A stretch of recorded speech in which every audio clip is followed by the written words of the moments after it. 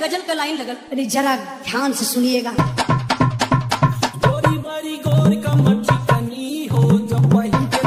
हरे करिया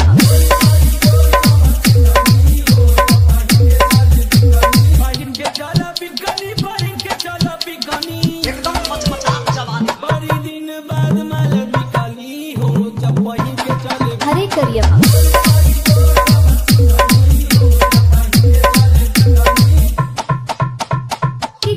डीजे रूपक बाबू बाबू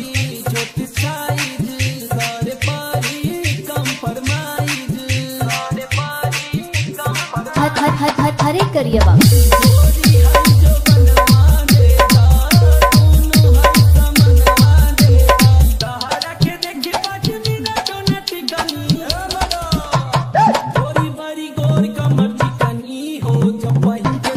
हरे करिया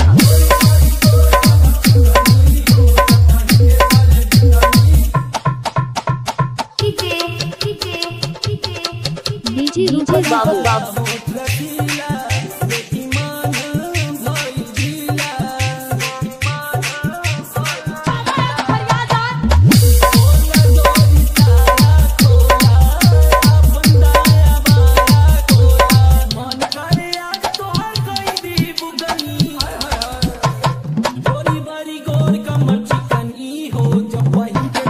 हरे करिया